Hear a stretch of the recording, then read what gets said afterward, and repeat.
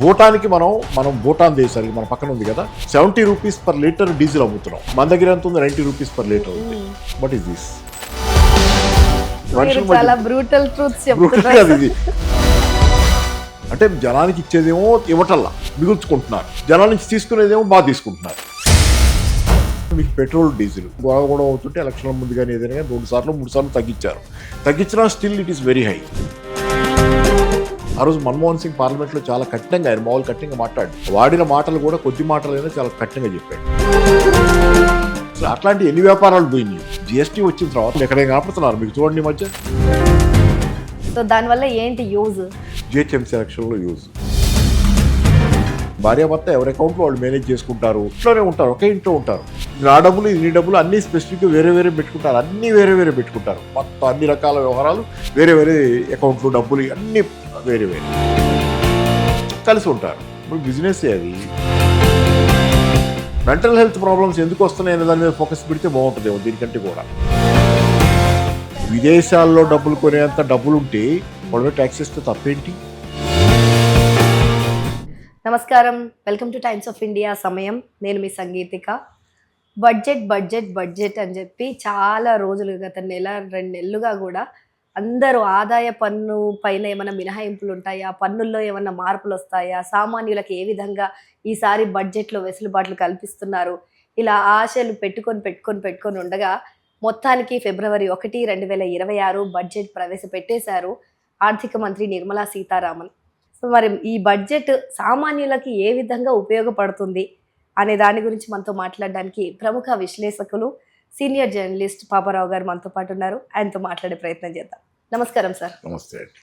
So ఏంటి అసలు బడ్జెట్లో సామాన్యులకు సంబంధించి ఏ విషయం కూడా ప్రస్తావనకు వచ్చినట్టుగా కనిపించట్లేదు పెద్దగా. సామాన్యులకు ఈ బడ్జెట్ ఎలా పనికొస్తుంది అంటారు 2026-27? అంటే ఈ బడ్జెట్లో ప్రధానంగా ఎంప్లాయ్మెంట్ జనరేషన్ అనేది మేజర్ ఇష్యూగా, మేజర్ కేంద్రంగా ఉంటుందని ఎక్స్పెక్ట్ చేసాం. ఎందుకంటే దేశంలో ఈరోజు ప్రధానమైనటువంటి సమస్యల్లో నెంబర్ 1 నిరుద్యోగం, దాంతోపాటు ద్రవ్యోల్బణం అంటే ఇన్ఫ్లేషన్, ధరల పెరుగుదల. మామూలుగా మనం బయట ఇప్పుడు గవర్నమెంట్ చెబుతుంది ఏంటంటే ద్రవ్యోల్బణం తగ్గింది అని చెబుతుంది, తక్కువ ఉంది ఇప్పుడు తగ్గింది అని చెబుతున్నారు. తగ్గిందని మనం అనుకుంటున్నాం. 1.7% ఏదో ఫిగర్ చెబుతున్నారు కదా, ద్రవ్యోల్బణం తక్కువ ఉంది, 1.7% ఉందని చెబుతున్నారు. కానీ బయటికి పోయి జనాలతో మాట్లాడుతుంటే ధరల పెరుగుదల గురించి ఇప్పటికీ వాళ్ళు సమస్య ఉందనేది భారీగా మాట్లాడుకుంటున్నారు. కాబట్టి ధరల పెరుగుదల ఉంది, అది ఇప్పటికీ జనాలను ఇబ్బంది పెడుతుంది. అయితే ఇక్కడ ప్రశ్న ఏంటంటే అదర్ సైడ్ కూడా చూస్తే 1.7% ద్రవ్యోల్బణం కూడా డేంజరే. ఎందుకంటే భారతదేశపు రిజర్వ్ బ్యాంక్ ప్రకారమే 4-6% ద్రవ్యోల్బణం ఇన్ఫ్లేషన్ ఉండొచ్చు, అంటే ఆ బ్యాండ్లో ఉండాలి 4-6%. ధనిక దేశాల్లో వేరు, ధనిక దేశాల్లో 2% ఎక్కువ, డెవలపింగ్ కంట్రీలో కొంచెం ఎక్కువ ఉన్న 4-6% అనేది బ్యాండ్ వీళ్ళు పెట్టుకుంది. అయితే ఆ 4-6% కూడా లేకుండా 4% బిలో పడిపోయి దానిలో సగానికి కూడా లేకుండా పోయిన తర్వాత 1.7కి వస్తే వాట్ ఇట్ మీన్స్ ఈజ్ మార్కెట్లో డిమాండ్ పడిపోతుందని. That is very dangerous indicator. ద్రవ్యోల్బణం తగ్గిందని చెప్పి సంతోషపడమని గవర్నమెంట్ చెబుతుంది, కానీ ఇక్కడ మార్కెట్లో ప్రజల కొనుగోలు శక్తి పడిపోయి దానివల్ల మార్కెట్లో సరుకులకి డిమాండ్ తగ్గి అవి వాటి ధరలు పడిపోతున్నాయి. డిమాండ్ తగ్గినప్పుడు ఎంతకోసారి తగనమ్ముకోవాలి కదా చేసిన వస్తువుని, కాబట్టి ధరలు తగ్గుతున్నాయి. ధరలు ఎందుకు పడిపోతున్నాయి అంటే ఈరోజు డిమాండ్ లేదు, ప్రజల కొనుగోలు శక్తి లేదు. కాబట్టి 1.7% ఏదైతే వీళ్ళు ఘనంగా చెప్పుకుంటున్నారో తక్కువ ఉంది అనేది ఒకటి, అంత తక్కువ ఉండటం అనేది ఒక డేంజర్ ఇండికేటరే, ఒక ప్రమాద సూచిక. అంటే మార్కెట్లో పరిస్థితులు బాగాలేదనేది. దానికి అనేక ఇండికేషన్స్ ఉన్నాయి. అనేక ఇండికేషన్స్ ఏంటంటే మీరు జనాలు అప్పుల పాలై ఉన్నారు, డెట్ పెరిగింది జనాలది. ఎంత అప్పుల పాలై ఉన్నారంటే జనాలు, వాళ్ళు కొత్త అప్పు తీసుకుంటే ఒక అప్పు, పాత అప్పు తీర్చడానికి కొంత ఖర్చు పెట్టి ఆ మిగిలింది మాత్రమే వాళ్ళు వాడుకోవడానికి ఉంది. ఒక 50,000 కొత్తగా అప్పు చేస్తే పాత అప్పు 25,000 తీర్చి 25,000 వాడుకుంటున్నారు. ఇది పరిస్థితి. అలాగే బంగారం తీసుకెళ్లి మధ్యతరగతి వాళ్ళు వీళ్ళంతా బంగారం బ్యాంకుల్లో తాకట్టు పెట్టడం పెరిగిపోయింది. మనప్పురం, ముత్తూట్ ఫైనాన్స్ లాంటి వాటిల్లో మన ప్రైవేట్ బ్యాంకుల కంటే కూడా ఎక్స్క్లూజివ్లీ గోల్డ్ లెండింగ్ బిజినెస్ ఉన్నవాళ్ళు కదా, వాళ్ళ షేర్లు చూడండి ఎలా పెరుగుతున్నాయి, వాళ్ళ ప్రాఫిట్లు చూడండి ఎలా పెరిగినాయో. ఎందుకు పెరిగింది? జనాలు ఎక్కువ మార్కెట్లో పోయి డబ్బులు లేక సమస్యల్లో ఉండి బంగారం తాకట్టు పెట్టుకుంటున్నారు. ఎందుకంటే బంగారం తక్కువ వడ్డీకి అప్పు వస్తుంది, బంగారం తాకట్టు పెట్టుకునే పరిస్థితి ఈ స్థాయిలో వస్తుంది. తర్వాత ఏంటి, తాకట్టు పెట్టిన తర్వాత విడిపించుకునే స్తోమత లేక రేపు పొద్దున బంగారాన్ని డబ్బులు కట్టి వదిలేసుకుంటున్నారు ఒక్కోసారి. దానివల్లే మీకు బిజినెస్ పేపర్లన్నింటిలో కూడా, ఏ పత్రిక అయినా కావచ్చు, బిజినెస్ పత్రికల్లో బంగారం వేలంకి వచ్చినప్పుడు బ్యాంకులు ఇస్తున్నటువంటి అడ్వర్టైజ్మెంట్లు చాలా ఉంటాయి, పేజీలు ఉంటున్నాయి బంగారం వేలం. ఎందుకంటే బ్యాంకులో తాకట్టు పెడతాను, నేను విడిపించుకోలేకపోతే అది వేలానికి పోతుంది. దానివల్ల ఏంటంటే ఇది ఒక పెద్ద సమస్య. దాంతోపాటు సేవింగ్స్ తగ్గిపోయినాయి జనాలకి, నిరుద్యోగం ఇందని చెప్పి ఇన్ని సమస్యల మధ్యలో జనాలు ఉన్నారు. కాబట్టి దేశంలో ఈరోజు మేజర్ ఇష్యూ ద్రవ్యోల్బణం, నిరుద్యోగం. నిరుద్యోగానికి సంబంధించినంత వరకు చూస్తే మీకు డిమానిటైజేషన్ ఎఫెక్ట్ ఈ రోజుకి కనపడుతుంది నిరుద్యోగం పెరగటంలో. ఎందుకంటే ఎంఎస్ఎంఈలు దెబ్బతిన్నాయి. డిమానిటైజేషన్ జరిగినప్పుడు క్యాష్ సర్క్యులేషన్ లేక ఇప్పుడులాగా యూపీఐ లేదు, ఇప్పుడులాగా పిఓపి మెషిన్స్ అప్పుడు లేవు. ఇన్ని కార్డు వాడదామంటే పిఓపి మెషిన్స్ లేవి, అన్ని చోట్ల ఉండవు కదా. కూరగాయల వాడి దగ్గర ఎందుకు ఉంటుంది, ఉండదు కదా. ఇప్పుడు అందరి దగ్గర అన్నీ వచ్చినాయి. ఇది ఆఫ్టర్ దిస్ పోస్ట్ డిమానిటైజేషన్ ఆ తర్వాత కాలంలో అప్పుడు ఎవరి దగ్గర లేవు. సో వాళ్ళంతా క్యాష్ ట్రాన్సాక్షన్ లేక, వాళ్ళు క్యాష్ తప్పితే ఇంకో దాన్ని హ్యాండిల్ చేయగలిగిన స్థితి లేక మొత్తం వ్యాపారాలు పోయినాయి. చాలామంది ఎంఎస్ఎంఈలు పోయినాయి, చిన్న చిన్న పరిశ్రమ వీళ్ళు పోయారు, రోడ్డు పక్కన ఉన్నటువంటి వ్యాపారస్తులు పోయారు, చాలామంది పోయారు ఆ రోజు. So that affected employment, that affected GDP. ఆ రోజు మన్మోహన్ సింగ్ పార్లమెంట్లో చాలా సూక్ష్మమైన ఉపన్యాసం, చిన్నది ఒక బ్రీఫ్ ఉపన్యాసం, ఎంత చాలా ఎఫెక్టివ్గా ఎట్లా జీడిపి పడిపోద్ది మీరు చేసిన ఈ పని వల్ల అనేది చాలా కఠినంగా, ఆయన మామూలు కఠినంగా మాట్లాడు. వాడిన మాటలు కూడా కొద్ది మాటలైనా చాలా కఠినంగా చెప్పాడు. నా మన్మోహన్ సింగ్ ఎకనామిక్స్ మీద నా నమ్మకం లేదు, పనికి ఆయన అట్లీస్ట్ హీఈస్ హ్యావింగ్ ఇంటెగ్రిటీ. ఆయన ఆ రోజు మాట్లాడి కొద్దిపాటి మాటలు డిమానిటైజేషన్ ఖండిస్తాయని మాట్లాడి చాలా ఎఫెక్టివ్గా కొద్ది మాటల్లో చెప్పాడు బ్రహ్మాండంగా. సో అయిపోయింది. తర్వాత జిఎస్టీ వచ్చింది 2017 జూలై 1. జిఎస్టీ వచ్చినప్పుడు ఆఖరికి బీజేపీ తాలూకు స్వదేశీ జాగరణ మంచి లాంటి వాళ్ళు ఏం చెప్పారు, జిఎస్టీ వస్తుందంటే చిన్న వ్యాపారస్తులు ప్లస్ మన ఎవరు ఎంఎస్ఎంఈలు గుండెల్లో రైళ్లు పరిగెడుతున్నాయి వీళ్ళకన్నారు. ఇది బీజేపీ తాలూకు స్వదేశీ జాగరణ మంచి అంది. అది అన్నట్లుగానే అయింది. మీకు ఎట్లా అవుద్ది జిఎస్టీ వస్తే ఇదంటే, జిఎస్టీ ఇంతకుముందు ఎలా ఉండేది, జిఎస్టీకి ముందు జిఎస్టీ వస్తే ఎందుకు అవుద్ది ఇలా అంటే, ఒకటే సింపుల్ ఎగ్జాంపుల్ చెబుతా.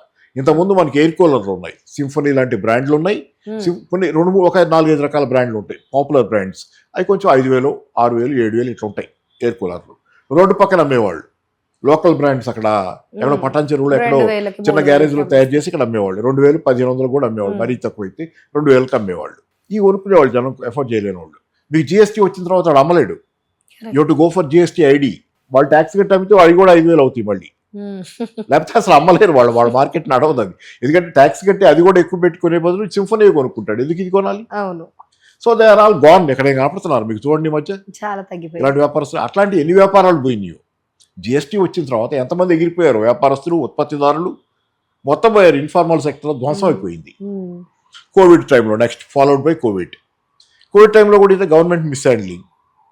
అసలు అది ఇప్పటికీ జిఎస్టీ అనేది జనాల్లోకి ఇంకా ఎక్కలేదు. ఎక్కడే కాదు, చాలా కోపం ఉన్నారు జిఎస్టీ అంటే. అంటే ఏంటి అసలు జిఎస్టీ ఏంటి, ఒకటి పడుతుంది, కాకపోతే ట్యాక్స్ ఎక్కువైతుంది అని అర్థమవుతుంది కానీ చాలా ఎక్కువ ఉంది. ఏంటి అసలు ఎందుకు వేస్తున్నారు, కేంద్ర ప్రభుత్వమా రాష్ట్ర ప్రభుత్వమా, ఎందుకు తీసుకుంటున్నారు అనేది అర్థం కాదు. అది తెలిసి ఉండాలి. అంటే మరీ ఇంకా బ్యాక్వర్డ్ ఏరియాలో తెలియకపోవచ్చు కానీ ఎవరు వేస్తున్నారు అనేది కేంద్రం ఏది తెచ్చింది అనేది చాలా మంది క్లారిటీ ఉంది. ఆఖరికి మొన్న ఇప్పుడు ఏదో తగ్గించామని కొంత ఏదో చేశారు, 400-500 ప్రొడక్ట్స్ మీద తగ్గించామని చెప్పారు కానీ ఏది అది ఇప్పుడు టెంపరీ బ్లిప్ వచ్చింది. అలా మార్కెట్లో బ్లిప్ వచ్చి కొంత పెరిగింది డిమాండ్, మళ్ళీ సేమే మళ్ళీ కదా. తగ్గించడం అంటే వీళ్ళు ఇంతే, పెంచేటప్పుడు 2 రూపాయలు పెంచి 2 పైసలు తగ్గిస్తారు. అదే కాకుండా మీకు పెట్రోల్ డీజిల్, ఈ ద్రవ్యోల్బణం విషయంలో చూస్తే పెట్రోల్ డీజిల్ మీద ఎక్సైజ్ డ్యూటీ చాలా ఎక్కువ ఉంది. ఇప్పటికీ తగ్గించారు ఎలక్షన్ టైంలో కానీ ఏదైనా కానీ మొత్తం మీద వీళ్ళు పెంచుకుంటూ వచ్చి మొత్తం మీద గొడవ అవుతుంటే ఎలక్షన్ల ముందు కానీ ఏదైనా కానీ 2 సార్లు 3 సార్లు తగ్గించారు. తగ్గించినా still it is very high. మీకు చిన్న ఎగ్జాంపుల్, నిన్నే ఫైనాన్షియల్ టైమ్స్లోనూ ఫైనాన్షియల్ ఎక్స్ప్రెస్లోనూ దీనిలో వచ్చింది, బిజినెస్ స్టాండర్డ్లోనూ ఎడిటోరియల్లో వచ్చింది. ఏంటి, భూటాన్కి మనం భూటాన్ దేశానికి మన పక్కన ఉంది కదా, 70 రూపీస్ పర్ లీటర్ డీజిల్ అమ్ముతున్నాం. మన దగ్గర ఎంత ఉంది, 90 రూపీస్ పర్ లీటర్ ఉంది. వాట్ ఈస్ దిస్ అంటే ట్యాక్స్ అంత ఉంది. 70 రూపీస్ పర్ లీటర్కి ఎక్స్పోర్ట్ చేస్తున్నాం భూటాన్కి, ఎవరికో కదా మన పక్కన భూటాన్కి. మన దగ్గర 90 రూపీస్ ఉంది కదా. దానివల్ల ఏమవుతుంది, మీకు సరుకుల ఛార్జీల మీద 5% అదనంగా పడుతుంది. ఓ సరుకు 100 రూపాయలు ఉండేది 105 రూపాయలు అయిపోతుంది. ఈ ట్రాన్స్పోర్ట్ ఛార్జీలు డీజిల్తోనే నడుస్తాయి కదా. సో ఇట్లా రకరకాలైనటువంటి అంటే ఇదంతా ఎందుకు జరుగుతుంది, ఒక్క మొక్కలో చెబుతుంది దీన్ని మళ్ళీ. అసలు ఇంత ట్యాక్స్లు ఎందుకు వేస్తున్నారు, ట్యాక్స్లు ఎందుకు వేస్తున్నారంటే, మనం 91లో అప్పులు తెచ్చుకున్నప్పుడు ప్రపంచ బ్యాంక్ IMF దగ్గర అప్పు తెచ్చుకున్నప్పుడు వాళ్ళు షరతులు పెట్టారు మనకి. ఆ షరతుల్లో ముఖ్యమైనది ఏంటంటే ఆదాయం పెంచుకోండి, ఖర్చు తగ్గించుకోండి. ఎందుకు తగ్గించుకోవాలి ఖర్చు? ఎందుకంటే మీరు ఆ అప్పు తెచ్చాలంటే మరి ఎట్లా తీరుస్తారు? మీరు పాత గతంలో లాగా మా అప్పు తీసుకోక ముందులాగా మీరు ఇట్లాగే ఖర్చు పెట్టుకుంటుంటే హాయిగా రిలాక్స్డ్గా మా అప్పు ఎలా తీరుస్తారు? మా అప్పు తెచ్చాలంటే మీ ఆదాయం ఎక్కువ ఉండాలి, లేకపోతే మీ ఖర్చులు తక్కువ ఉండాలి. కాబట్టి ఫిజికల్ డెఫిసిట్ తక్కువ ఉండాలి. మీ ఆదాయం కంటే మీ ఖర్చులు తక్కువ ఉండాలి. సో దీనికోసం అని చెప్పి మన మీద షరతులు పెట్టారు. ఆదాయం ఎక్కువ ఉండాలంటే ఇట్లాంటి ట్యాక్స్లు అన్నీ బాధాలి, దొరికినోడి మీద దొరికినట్లు ట్యాక్స్ వేయాలి. అంతే కదా. మరి వాళ్ళు ఇన్కమ్ ట్యాక్స్ తగ్గించడానికి కూడా ఎందుకు వెనకాడారు? ఇన్కమ్ ట్యాక్స్ చాలా మంది ఎక్స్పెక్ట్ చేశారు కదా ఈసారి మళ్ళీ 15 లక్షలు ఏదో అవుతుంది, తగ్గుద్దని. ఎందుకు తగ్గలా? ఇది తగ్గించుకుంటే ఆదాయం తగ్గిపోద్ది కదా. అవును. రివర్స్ గేర్ లో పోవాలి అసలు యాక్చువల్ వీళ్ళు. కాకపోతే ఇన్కమ్ ట్యాక్స్ కి సంబంధించి కొత్త చట్టం వస్తుంది 2025కి సంబంధించి అనేసి అంటున్నారు. అంటే ఈ ఇన్కమ్ ట్యాక్స్ 2025 లో ఏం ఉండబోతుంది, ఏం మార్పులు కనిపిస్తాయి మనకి? వీళ్ళు ఎప్పుడు they don't forgo the income. If at all they forgo the income, it means the grievances of the people are so high that they may rebel. అందుకని అప్పుడు తగ్గుతారు, అప్పుడు కొంచెం Okay. జిఎస్టీ తగ్గించడం, మరీ క్రైసిస్ పెరిగిపోయి క్రైసిస్ మోడ్లోకి వెళ్తున్నప్పుడు జస్ట్ అలా. అంతేగాని ఓవరాల్ ఆ ఫిలాసఫీ నుంచి మీరు బయటపడకుండా ట్యాక్సులు తగ్గించి ఇన్కమ్ పెంచుకొని ఆదాయం పెంచుకోవటం, మరి రెండో పక్కన మీకు ఫెర్టిలైజర్ల మీద ఇచ్చే సబ్సిడీ తగ్గిస్తున్నారు, ఫుడ్ మీద ఇచ్చే సబ్సిడీ తగ్గిస్తున్నారు, ఫ్యూయల్ మీద ఇచ్చే సబ్సిడీ తగ్గిస్తున్నారు. సబ్సిడీలు తగ్గిస్తున్నారు కదా. అవును. అంటే జనానికి ఇచ్చేదేమో ఇవ్వటల్లా, మిగుల్చుకుంటున్నారు, జనాల నుంచి తీసుకునేదేమో బాగా తీసుకుంటున్నారు. ఇది ఫిలాసఫీ. ఆ ఫిలాసఫీలో మీకు ట్యాక్స్లు ఎలా తగ్గుతాయి కాబట్టి ఏమవుతుంది, మీకు ఆటోమేటిక్గా ధరలు పెరుగుతాయి. ఈ ట్యాక్స్లు ఇలా పెరుగుతుంటే, ఎందుకంటే మన పక్కన పాకిస్తాను, అంతకుముందు శ్రీలంక ఐఎంఎఫ్ నుంచి అప్పులు తెచ్చుకున్నాయి. ఐఎంఎఫ్ నుంచి అప్పులు తెచ్చుకుంటే వాళ్ళని ఏమడిగారు, ఐఎంఎఫ్ వాళ్ళు క్రైసిస్ వచ్చినప్పుడు మళ్ళీ అప్పు కావాలని పోయారు, గొడవలు అయినాయి కదా. ఆ టైంలో ఐఎంఎఫ్ దగ్గరికి వెళ్ళింది అప్పు, శ్రీలంక వెళ్ళింది, పాకిస్తాన్ వెళ్ళి మళ్ళీ అప్పు అడిగారు. అప్పు అడిగితే బాగా ట్యాక్స్లు వేయండి జనం మీద అని చెప్పి, ఇంకా అసలే మూలిగినాక అడుగు తింటుంటే జనం వాళ్ళ మీద ట్యాక్స్లు వేయమని చెప్పి మళ్ళీ అడిగారు. అల్టిమేట్ గా మళ్ళీ అది కామన్ మ్యాన్ మీద పడుతుంది. అదే మరి ఇప్పుడు ఐఎంఎఫ్ షరతులే అయ్యి అది. అప్పిచ్చేటప్పుడు ఐఎంఎఫ్ స్ట్రక్చరల్. సో అది అట్లాంటి ప్రోగ్రాములు మనం దానిలో ఇరుక్కుని ఉన్నాం చట్టంలో. గవర్నమెంట్ కూడా ఆ చట్టం నుంచి బయటికి రావట్లా. అది సరే, అది ఒకటి. తర్వాత ఏమో అన్ఎంప్లాయ్మెంట్, ఇప్పుడు పెరుగుతున్న టెక్నాలజీ, ఆర్టిఫిషియల్ ఇంటెలిజెన్స్ వచ్చింది అండ్ రాబోట్స్ వస్తున్నాయి, టెక్నాలజీ చాలా అప్డేట్ అయింది. ఇప్పుడు ఇంకా ఇవాళ బడ్జెట్లో కూడా వేసిన దానిలో సర్వీసెస్ సెక్టర్లో ఆర్టిఫిషియల్ ఇంటెలిజెన్స్ తాలూకు ఎఫెక్ట్ ఎలా ఉంటుంది స్టడీ చేయడానికి కూడా ఒక టీం, ఒక కమిషన్ బోర్డు లాంటిది వేశారు, అవును. ఒక స్టడీ టీం లాంటిది వేశారు. అంటే ఇప్పుడు ఎఫెక్ట్ స్టడీ చేస్తున్నారంటే ఏమవుద్ది అనేది there is a lot of worry. ఇప్పుడు ఎందుకు టీ బంకుల దగ్గర కూడా చర్చ, రోడ్డు పక్కన ఆర్టిఫిషియల్ ఇంటెలిజెన్స్ గురించి తెలియని వాళ్ళు ఎవరు లేరు ఈరోజు. అందరికీ గుండెలు గుబేలం అంటున్నాయి. ఇంతకుముందు మామూలుగా ఎలా ఉండేదంటే, మా 2 రకాల లేబరే కదా, మనిషి చేయగలిగింది 2 రకాల లేబర్. ఒకటి మెంటల్ లేబర్ చేస్తాడు, రెండోది మైండ్తో labour, mind intellectual work, white collar blue collar వర్కే కదా. ఇంతకుముందు వైట్ కాలర్ వర్క్కి థ్రెట్ లేదు, బ్లూ కాలర్ వర్కే థ్రెట్ ఉంది. మెషిన్లు వస్తే ఏ మెషిన్ వచ్చినా కొంత పని తగ్గిపోయేది, ఏ మెషిన్ వచ్చినా. రోబోట్లు వచ్చినాక ఉన్న పనులన్నీ అయిపోయింది. అయిపోయిన ఇప్పుడు మెంటల్ వర్క్ ఏదైతే ఇంటలెక్చువల్ వర్క్ మనం చేస్తాం, లేకపోతే అది కోడింగ్ చేయటమో, లేకపోతే అన్ని రకాల పనులకి ఆర్టిఫిషియల్ ఇంటెలిజెన్స్, సాఫ్ట్వేరు. ఇప్పుడు ఇంకేం చేయాలి, వాస్క్ చెబుతున్నాడు కదా, కూర్చోండి మీరు 30 ఏళ్ళు ఇంకో 20 ఏళ్ళు పోతే అసలు మనుషులకు పని లేకుండా ఆరాంగా ఉండొచ్చు అని చెబుతున్నాడు. ఆరాంగా ఉంటే ఆదాయం ఎక్కడి నుంచి వస్తుంది, అలాగే అవుతుంది. అందుకని ఏంటంటే ఈ పరిస్థితిలో స్టడీ చేయమంటున్నారు, కానీ ఎంప్లాయ్మెంట్కి ఈ బడ్జెట్లో ఏమీ లేకపోవడం అనేది మేజర్గా దీనిలో వీక్నెస్. నా ఉద్దేశం ఏంటంటే అన్ఎంప్లాయ్మెంట్ గురించి ఈ బడ్జెట్ రియల్గా అడ్రస్ చేయలే. కానీ ఏ విషయాలు అడ్రస్ చేసింది, టెక్స్టైల్స్ కోసం కొంత ఎక్కువ, దాని మీద టెక్స్టైల్స్ గురించి చాలా ఎక్కువ ఉంది చూడండి బడ్జెట్. చాలా ఉన్నాయి టెక్స్టైల్స్ గురించి, చాలా ఉన్నాయి. అలాగే లెదర్ గురించి చాలా ఉన్నాయి. ఇట్లాంటి లేబర్ ఇంటెన్సివ్ పరిశ్రమలు చాలా, వాటి గురించి ఈ బడ్జెట్లో జూట్ ఇట్లాంటి వాటి గురించి ఫోకస్ ఉంది. అది ఎందుకు ఉంది, ఉంటే మంచిది, నా సంతోషమే. ఎందుకంటే టెక్స్టైల్స్ మనకి ఇప్పుడు యూరోపియన్ యూనియన్తో మనకి ఫ్రీ ట్రేడ్ అగ్రిమెంట్ కుదిరింది. ఫ్రీ ట్రేడ్ అగ్రిమెంట్ కుదిరినప్పుడు యూరోపియన్ యూనియన్కి మన ఎక్స్పోర్ట్స్ 5-6 రెట్లు పెరగబోతున్నాయి. అంటే అమెరికా ఎంప్లాయ్మెంట్ కూడా పెరుగుద్ది, కరెక్ట్, ఎంప్లాయ్మెంట్ కూడా పెరుగుద్ది. దానికి ప్రిపేర్ చేస్తున్నారు, ఎందుకంటే మనం you have to compete with Bangladesh, Vietnam ఇట్లాంటి వాటితో కంపీట్ అవ్వాలి కాబట్టి దానికోసం ఎంప్లాయ్మెంట్ పెరుగుద్దని. కానీ బియాండ్ దట్, ఇది యూరోపియన్ యూనియన్తో కుదిరిన మన ఒప్పందంలో మనం ఏదైతే అక్కడికి 0 టారిఫ్తో ఎగుమతి చేయగలమో వాటికి సంబంధించి ఈరోజు పుష్ ఉంది మార్కెట్లో, లేబర్ ఇంటెన్సివ్ వాటిలో. కానీ బియాండ్ దట్ మీరు చేయాల్సిన ఎందుకు, ఇంకో పక్క జాతీయ ఉపాధి హామీ పథకం, ఇంతకుముందు national rural employment guarantee scheme, ఆ పథకం వచ్చింది. పోయిన సంవత్సరం జాతీయ ఉపాధి హామీ పథకం NREGSగా అది ఉన్నప్పుడు ఎలకేట్ చేసింది 86,000 crore రూపీస్. 86,000 crore రూపీస్ చేశారు.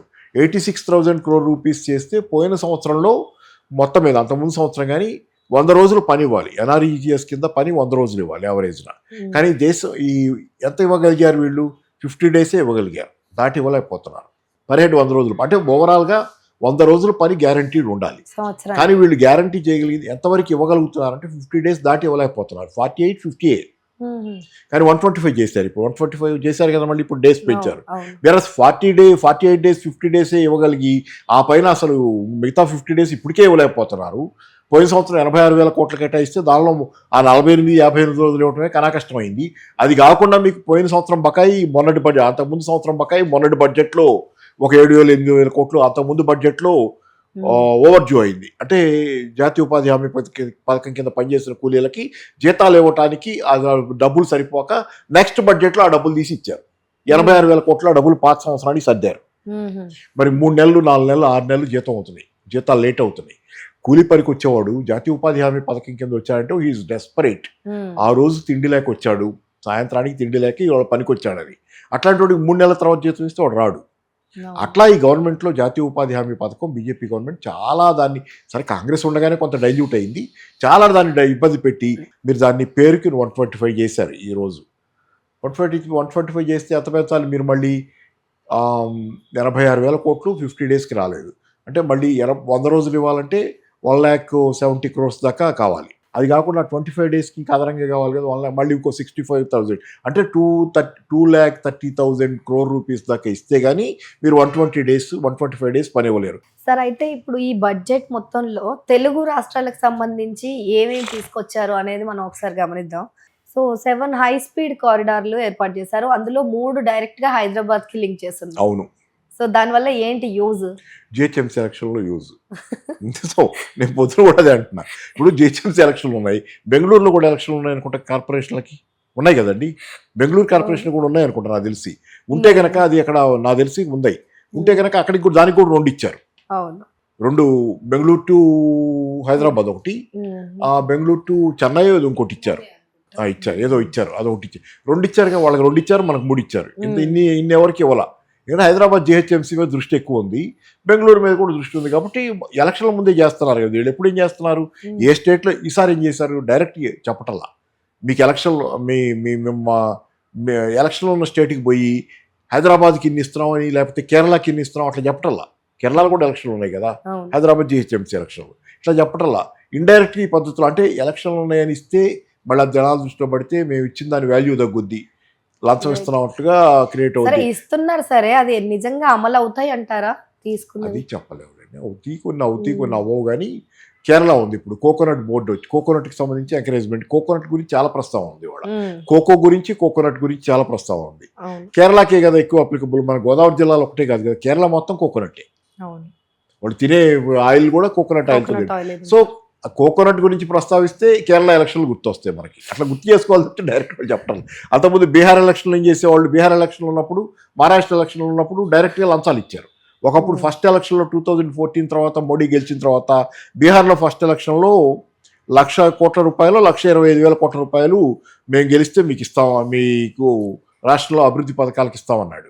తర్వాత మొన్న 10,000 ఇచ్చారు కదా ఎలక్షన్లో గెలవడం. బీహార్లో 10,000 ఇచ్చారు, ఉమెన్కో ఏదో 10,000 ఇచ్చారు. తర్వాత మహారాష్ట్రలో కూడా ఇట్లాంటి ప్రామిసెస్ చేశారు. ఇది లడకి ఏదో ఉంది స్కీమ్ ఏదో పెట్టారు, దాంట్లో డబ్బులు ఇచ్చారు ఎలక్షన్ల ముందు జనానికి.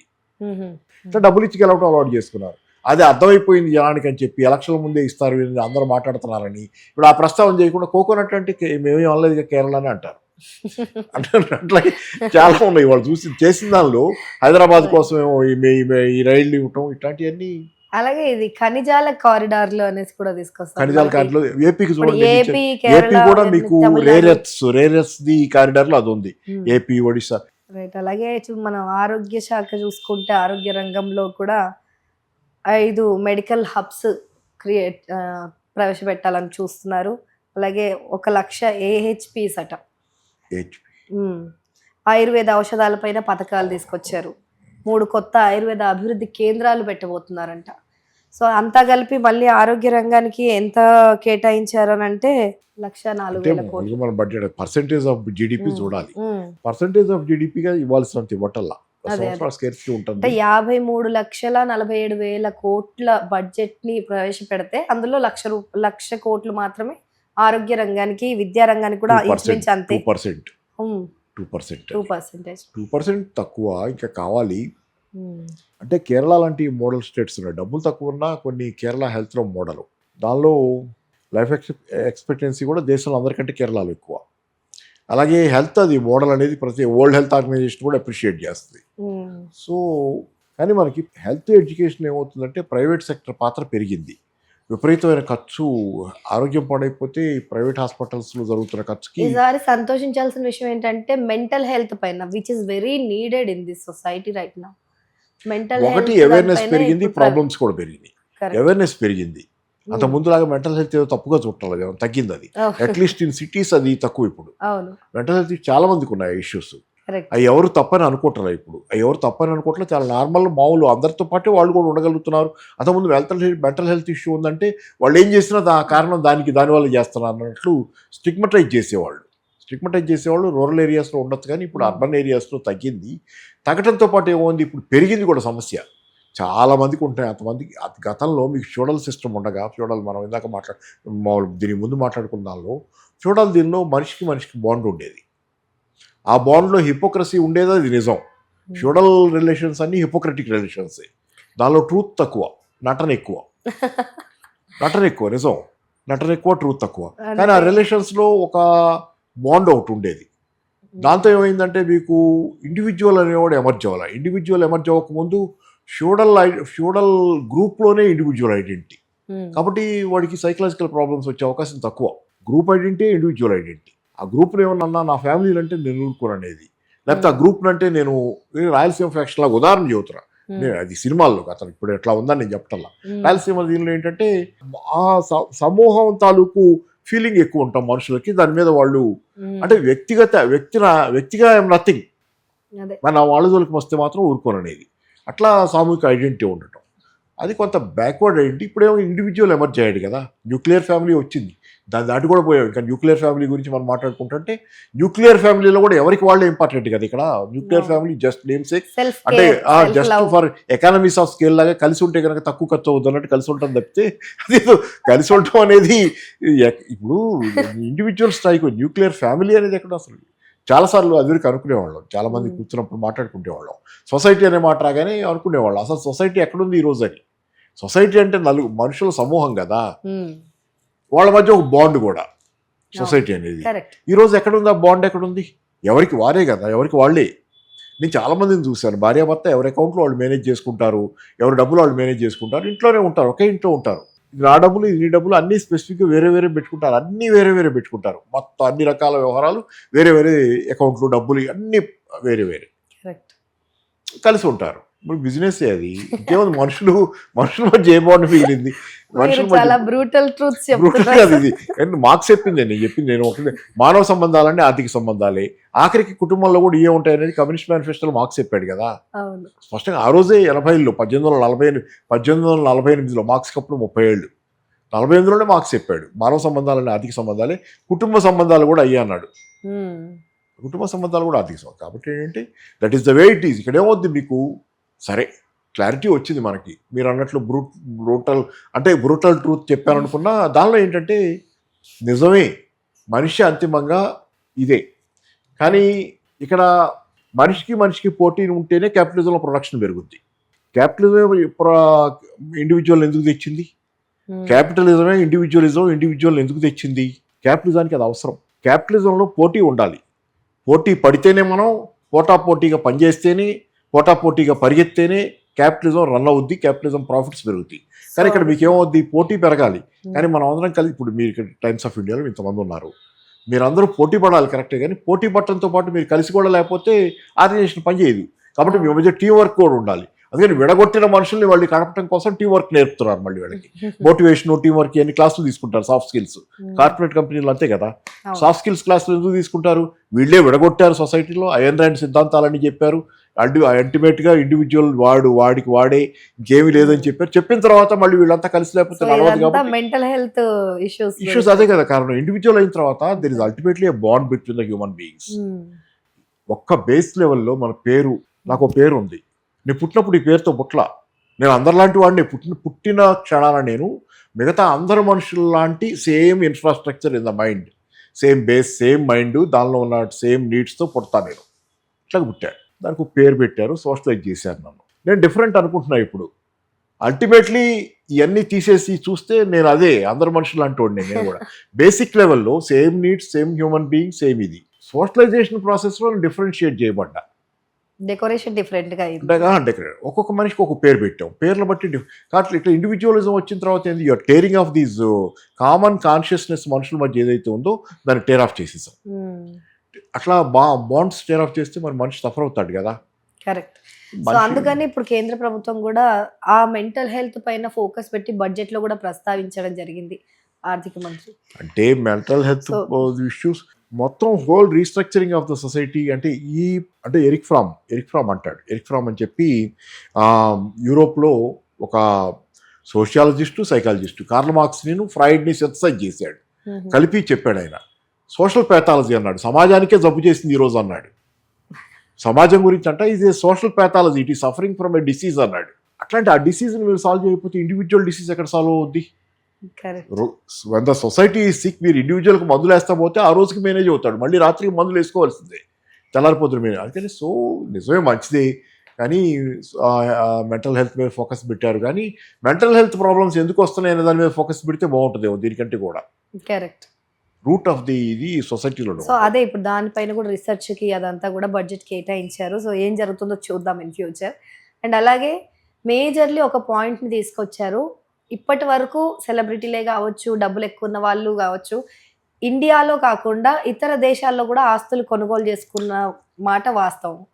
అయితే ఆస్తులు కాకుండా పెట్టుబడులు కూడా పెడుతూ ఉంటారు, వాటిపైన కూడా ఇప్పుడు ట్యాక్స్ వేస్తారంట. సో అదొక ప్రతిపాదన వచ్చింది. ఆ మాటకు వస్తే నేను మామూలుగా జనరల్గా చెప్పేది ఏంటంటే, దేశంలో బాగా ధనవంతుల మీద, బిలియనీర్లు ఉన్నారు, వాళ్ళ మీద ట్యాక్స్ వేయచ్చుగా, వాళ్ళ ఆస్తి మీద వెల్త్ ట్యాక్స్ వేయచ్చు కదా. మొన్న తీసేసినట్టున్నారు మన దేశంలో వెల్త్ ట్యాక్స్. అంటే ఇప్పుడు వాళ్ళు అక్కడ ఆ దేశంలోనూ ట్యాక్స్ కట్టాలి, ఈ దేశంలోనూ ట్యాక్స్ కట్టాలి ఒక పెట్టుబడి పైన. అంటే ఇది మామూలు ఏంటంటే డబుల్ ట్యాక్సేషన్ ఏదో అంటారు కదా, ఒప్పందాలు ఉంటాయి చాలా దేశాలతో మనకి. మన యొక్క ట్యాక్స్ వేస్తే అక్కడ ట్యాక్స్ పడదని, అట్లాంటి ఒప్పందాలు ఉన్న దేశాలతో మనకి ఇది కుదరకపోవచ్చు, వాళ్ళు కోర్టుకి వెళ్ళా కుదరకపోవచ్చు అని అనుకుంటాను నేను. అట్లాంటివి ఏమైనా ఉంటే, ఎందుకంటే ఫర్ ఎగ్జాంపుల్ ఇక్కడ అతను పోయి ఫ్రాన్స్లో ఎక్కడ ఉన్నాడు అనుకోండి, డబుల్ ట్యాక్సేషన్ అగ్రిమెంట్ ఆ దేశంతో మనకు ఉంటే కనుక వాళ్ళు ట్యాక్స్ వేస్తే మనం కూడా మన ఇది నాకు తెలిసిన బేసిక్గా, లేదా ఐఎమ్ నాట్ లీగల్ ఎక్స్పర్ట్. మంచిది, విదేశాల్లో డబ్బులు కొనేంత డబ్బులు ఉంటే వాళ్ళ మీద ట్యాక్స్ వేస్తే తప్పేంటి? నేను దాన్ని ఎక్స్టెండ్ చేసే చెబుతున్నా. భారతదేశంలో ఉన్నా కానీ వాళ్ళు ఇక్కడే కొన్నారనుకోండి, ఇక్కడే కొన్నా బాగా డబ్బులు ఉన్న వాళ్ళ మీద బిలియనీర్స్ ఉన్నారు. మనం మామూలుగా ఈ బడ్జెట్ అడ్రస్ చేయని విషయం అసమానతలు, ఇన్ఈక్వాలిటీస్. ఈ బడ్జెట్ అడ్రస్ చేయాలి చెప్తున్నారు. ఇంక్లూజివ్ గ్రోత్ అని ఎన్నో సంవత్సరాల నుంచి కాంగ్రెస్ హయాంలో కూడా చెప్పారు. ఇంక్లూజివ్ గ్రోత్ ఎక్కడ వచ్చింది? పెరుగుతూ ఉంది కదా, గ్యాప్ పెరుగుతుంది, రిచ్ పూర్ గ్యాప్. అడ్రస్ చేయటంలో మీరు వెల్త్ మీద ట్యాక్స్ వేయకుండా సూపర్ రిచ్ మీద, థామస్ పికెటీ చెప్పింది అదే కదా. Capital in the 21st century పుస్తకంలో ఫ్రెంచ్ ఎకనామిస్ట్ థామస్ పికెటీ రాసిన దానిలో అసమానతల మీద భారతదేశంలో కూడా చాలా స్టడీ చేశాడు ఆయన. ఆయన ఆ పుస్తకం రాసి 15 ఏళ్ళు అవుతుంది, సుమారు 15 ఏళ్ళు అవుతుంది. ఆ పుస్తకం రాసింది 10-15 ఏళ్ళు. ఆ పుస్తకం రాసిన తర్వాత కూడా రెగ్యులర్గా అతను ప్రపంచం అంతా స్టడీ చేస్తున్నాడు, ఇన్ఈక్వాలిటీ ఎలా పెరుగుతుందని. ప్రపంచంలో అన్ని దేశాల్లో కంటే అసమానత ఎక్కువ ఉన్న దేశం ఇది భారతదేశం, ఎకనామిక్ ఇన్ఈక్వాలిటీ. కానీ ఏంటంటే ఈ దేశంలో కూడా ఆయన దానిలో కూడా సజెస్ట్ చేసింది ట్యాక్స్ లేమని. ఈ మధ్య ఒక డావోస్ కాన్ఫరెన్స్లో కూడా రిచ్ పీపుల్ ఒక 24 మందో ఏదో కలిసి మెమరాండం లాంటిది ఇచ్చారు కదా, ఏంటంటే మా మీద ట్యాక్స్ వేయండి అని. US rich, American rich people అంతా కలిసి మా మీద ట్యాక్స్ వేయండి అని ఇచ్చారు. ఎందుకంటే ఈ అసమానతలు ఇలా పోవాలంటే ధనవంతుల మీద ట్యాక్స్ వేయాలని.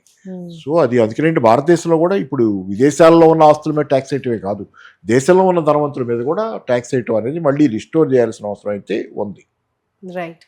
అయితే అలాగే ఇప్పుడు అబ్రాడ్ ఎడ్యుకేషన్, మెడికల్ ట్రిప్స్ కావచ్చు, వీటిపైన ట్యాక్స్ TDSని 5% నుంచి 2%కి తగ్గించింది.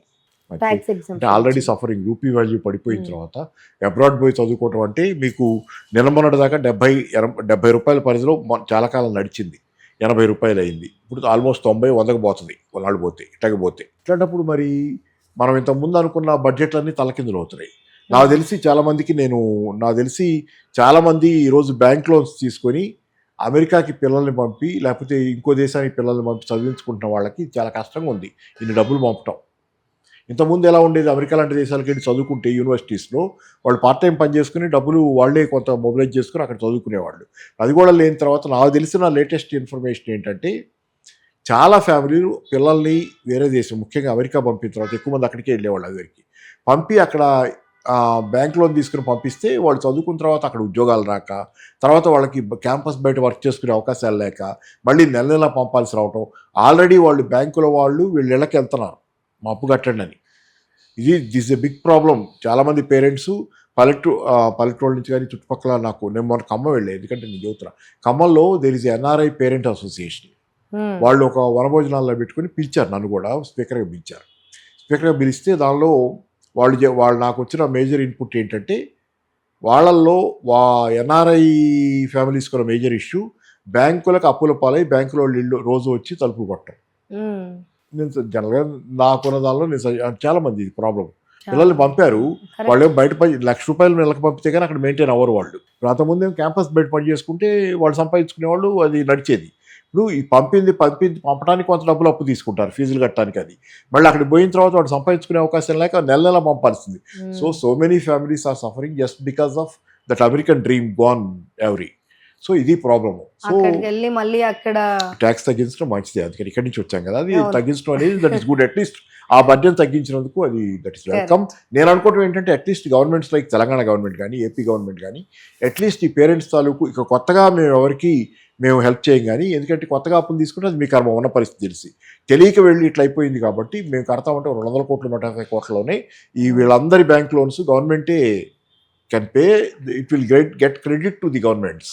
రైట్. అలాగే రహదారి ప్రమాదాల విషయంలో కూడా వడ్డీలు, దానికి ఇచ్చే పరిహారం పైన వడ్డీల పైన ట్యాక్స్ ఎగ్జెంప్షన్ ఇస్తుంది. మంచిదేగా.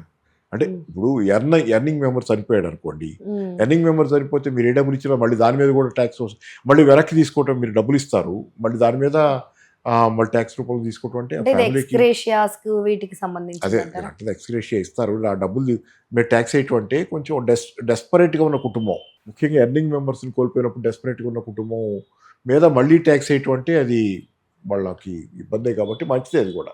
కానీ ఇవన్నీ అంటే మంచి చర్యలు ఇవన్నీ, కానీ వీటన్నిటితోనే అసలు మేజర్ ఇష్యూస్ ఇక్కడ నేను చెప్పేది ఏంటంటే, ఈ బడ్జెట్లో కానీ మన ఎకనామిక్ సర్వేలో కానీ ఈ బడ్జెట్లో ఎకనామిక్ సర్వేలో చెప్తా ఉదాహరణ, చెర్రీ పికింగ్ చేశారు.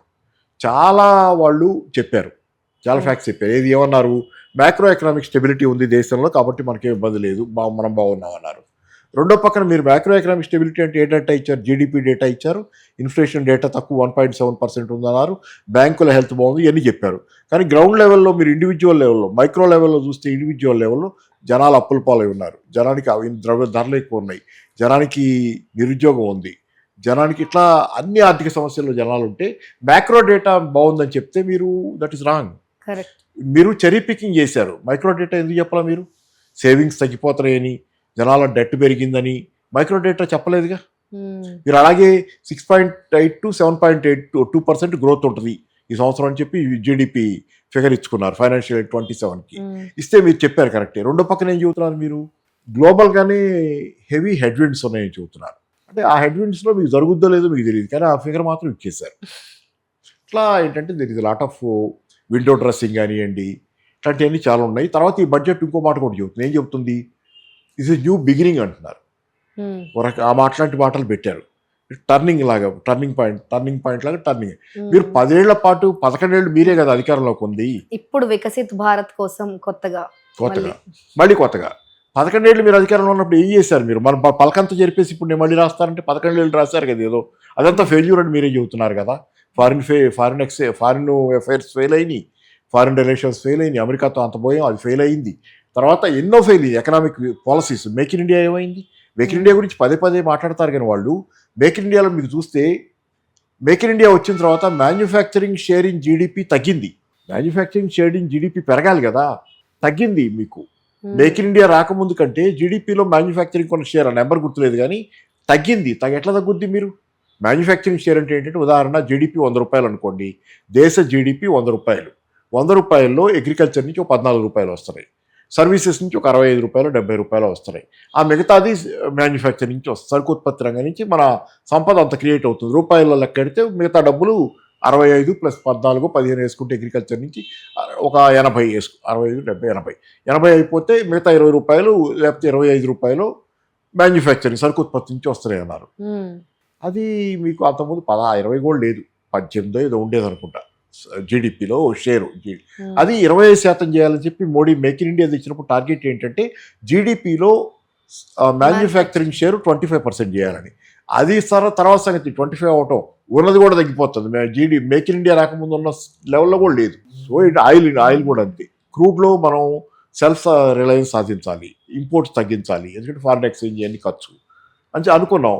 మనం అంతకుముందు ఎంత మోడీ రాకముందు అధికారంలోకి రాకముందు నాకు గుర్తున్నాయి చాలా చోట్ల మాట్లాడి ఇప్పుడు ఏంటంటే 75% దాకా ఏదో ఫారిన్ నుంచి ఇంపోర్ట్ చేసుకునేవాళ్ళు క్రూడ్ ఆయిల్ మన అవసరాల్లో, మిగతా దేశీయంగా ఉత్పత్తి ఉండేది. ఇప్పుడు 80% దాటిపోయింది మీ ఇంపోర్ట్స్. మీరు ప్లాన్లు వేసిన కొద్దీ ఉన్న పరిస్థితి పోతుంది. సో ఇన్ని ప్రాబ్లమ్స్ ఉన్నాయి. ఏమున్నా కూడా ఇవి అంచనాల వరకే అంటారు. అంటాను నేను, కానీ అంచనాలు వేయడానికి కూడా వీళ్ళ చేతిలో స్వాతంత్రం ఏమీ లేదు. గత 30 ఏళ్ళుగా ఎందుకు చెప్పారంటే IMF షరతులు ఇవన్నీ వచ్చిన తర్వాత మీకు ఆదాయం పెంచుకోండి, ఖర్చులు తగ్గించుకోండి అంటే ఏం చేస్తారు మీరు? అదే కాకుండా చాలా ఉన్నాయి దీనిలో. మీకు ఎట్లా చేస్తున్నారు? మనం పదే పదే ఉచితాలు అనే మాట తెచ్చారు. ఖర్చు తగ్గించుకోండి అనే దానికి ప్రచారం చేసేసి ఉచితాలు అనేది ఒక ప్రచారం చేసి దాని మీద నెగటివ్ కల్చర్ తెచ్చి ఏది వెల్ఫేర్కి ఉచితాలు అనే పేరు. మీరు ఎలక్షన్లో మిక్సీలు ఇస్తామంటే దాన్ని విమర్శించండి, లేకపోతే టీవీలు ఇస్తామంటే విమర్శించండి. కానీ ప్రధాన్ని ఉచితాలంటే ఎలా? వీటన్నిటి కలిపి కామన్గా ఒక పేరు పెట్టేశారు వెల్ఫేర్కి, ఉచితాలని పేరు పెట్టి దాన్ని బదనాం చేసి, దాన్ని బదనాం చేయడం వల్ల ఉపయోగం ఏంటి? మీరు ఖర్చులు తగ్గించుకోమని చెప్పింది కదా IMF. తగ్గించుకోవాలంటే సబ్సిడీల మీద ఖర్చు తగ్గించుకోవాలి కదా, ఫుడ్, ఫెర్టిలైజర్, ఫ్యూయల్ మీద కోత పెట్టాలంటే ఇవ్వాలి. జనాల్లోనే వాటి మీద వ్యతిరేకత రావాలి. జనాలు వ్యతిరేకిస్తే ఉంది శుభ్రంగా కోత పెట్టచ్చు. మనకన్ను మనమేతో ముడుచుకుంటాడు, సంతోషమే కదా. వాళ్ళు పొడవాల్సిన అవసరం వాళ్ళకి రాదు కదా. నేను హ్యాపీగా మనకే ఉచితాలను ప్రచారం చేసి ఉచితాలను మాట్లాడుతుంటే నేను పాతున్న అపార్ట్మెంట్లో వాచ్మెన్ కూడా ఈ ఉచితాలు ఏంటి సార్ అంటున్నాడు.